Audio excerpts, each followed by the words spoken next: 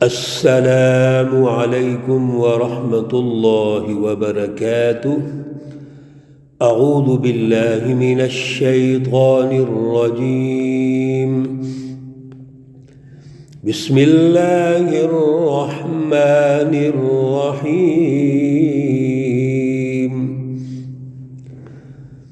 الف لام میم، تنزيل الكتاب لا ريب فيه من رب العالمين۔ صدق الله العلي العظيم۔ اللهم صل على سيدنا ومولانا محمد النبي الأمي وعلى آله وأصحابه وبارک وسلم وصلی علیہ۔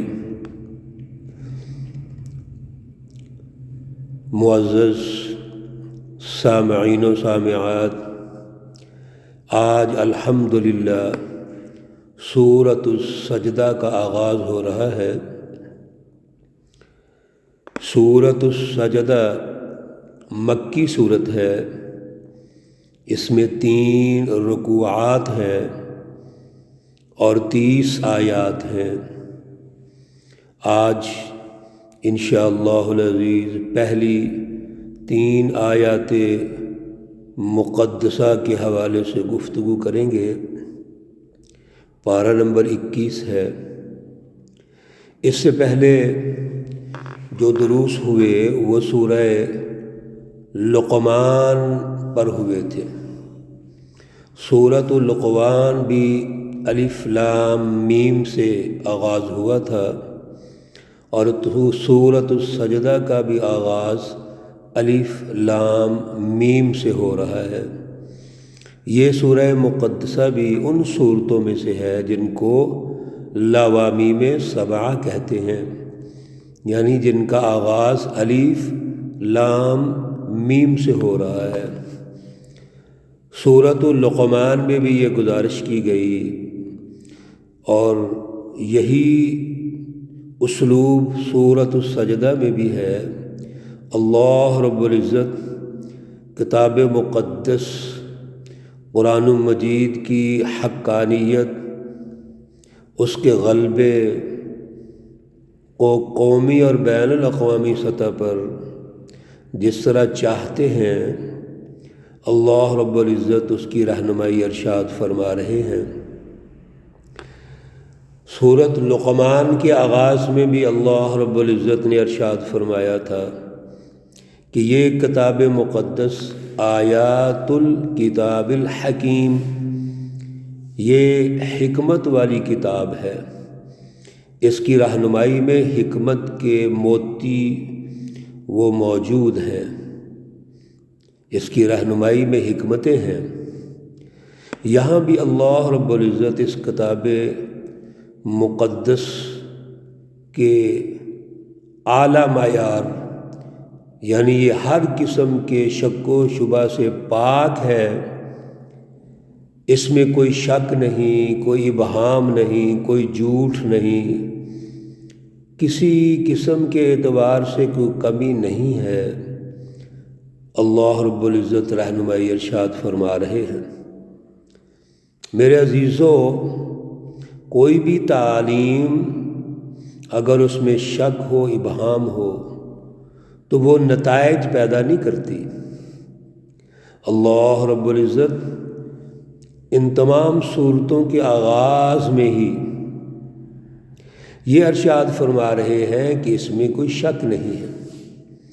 سورۃ البقرہ کے شروع میں بھی یہی تھا، جو لوامیم 7 میں سے ہے، الف لام میم ذالک الکتاب لا ریب فیہ۔ اللہ رب العزت یہاں بھی ارشاد فرما رہے ہیں، الف لام میم تنزیل الکتاب لا ریب فیہ۔ یہ کتاب مقدس جو نازل کی ہے، اس کتاب مقدس کا جو نزول ہے، نمبر 1 تو یہ بات یاد رکھ لو کہ لا ریب فیہ، اس میں کوئی شک نہیں ہے۔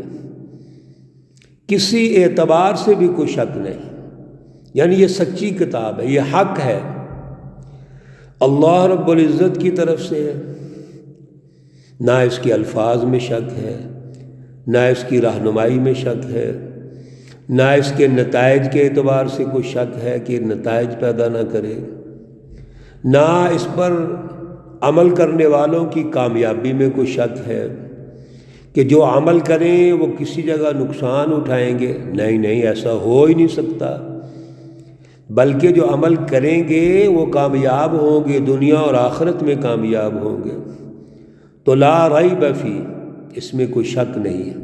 دوسری بات، تنزیل الکتابی من رب العالمین، اس کتاب کے اتارنے کے حوالے سے یہ بات سمجھ لو کہ یہ رب العالمین کی طرف سے ہے، جو پروردگار عالم ہے، رب العالمین ہے، اس کی طرف سے یہ کتاب نازل کی جا رہی ہے۔ جب نزول کتاب من جانب اللہ ہے اور اللہ خود گارنٹی دے رہے ہیں کہ لا ریب فی، پھر اس کے بارے میں باتیں بنانا، باتیں گھڑنا، خود ساختہ خیالات اور نظریات پیش کرنا کتنی گھٹیا حرکت ہے۔ لوگ پھر بھی باز نہیں آئے، ام یقولون افطرا، یہ لوگ کیا کہتے ہیں کہ اس کو گھڑ لیا ہے، یعنی جھوٹ باندھ لیا ہے۔ حضور نبی اکرم صلی اللہ علیہ وسلم کو کفار مکہ، مشرکین مکہ جب کوئی بات نہ آئی، دلائل نہ ہوئے، جواب نہ آیا، تو ایک ہی بات کہتے تھے کہ یہ خود گھڑ کے لے آتا ہے۔ اللہ رب العزت نے اور بہت ساری جگہوں پہ بھی چیلنج کیا ہے ان کو کہ آپ یہ کہتے ہو کہ یہ گھڑ کے لایا ہے، تو آپ ایسے کرو کہ آپ اس جیسی کوئی چھوٹی سی صورت لے آؤ، فَأْتُوا بِصُورَةٍ مِّن مِّثْلِهِ، تو آپ ایسے کرو، آپ بھی گھڑ کے لے آؤ، پتہ تو چلے۔ اور ایک اور چیلنج دیا، وَادْعُوا شُهَدَاءَكُم مِّن دُونِ اللَّهِ، آپ جتنے تمہارے بڑے بڑے سردار اور پھر جو ہاتھوں کے بنائے ہوئے بت، یہ لات، منات، ہبل، اور جو دوسرے بڑے حکمران بنے پھرتے ہیں، بلاؤ ان کو اور ان سے کہو کہ اس جیسی کوئی ایک چھوٹی سی صورت بھی بنا کے لے آؤ، لیکن وہ ایسا نہیں کر سکے اور نہ کر سکتے ہیں۔ کیوں؟ بل هو الحق، وہ تو حق ہے، من ربک، آپ کے رب کی طرف سے، یہ تو اللہ کی طرف سے ہے، اور حق جو اللہ کی طرف سے ہے اس کا مقابلہ کیسے کیا جا سکتا ہے؟ جب پچھلی سورہ مقدسہ مکمل ہو رہی تھی تو اللہ رب العزت نے فرمایا تھا ذالک بأن اللہ هو الحق، یہ سچی رہنمائی اللہ کی طرف سے، یہ تمام تر پروگرام اللہ کی طرف سے، اور باقی سب چیزیں کیا ہیں؟ الباطل، وہ جھوٹ ہے، فراڈ ہے، دھوکہ ہے۔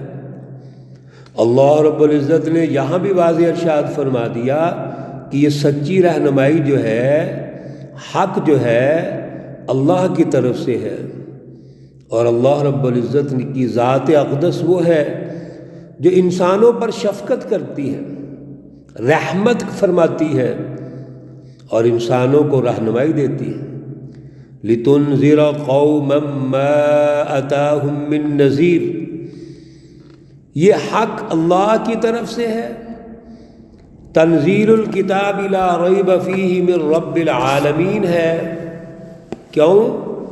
تاکہ ڈرائے، لِتُنذِرَ، تو ڈر سنائے، قوماً، اس قوم کو، ما اتاہم، نہیں آیا ان کے پاس، من نذیر، کوئی بھی ڈرانے والا۔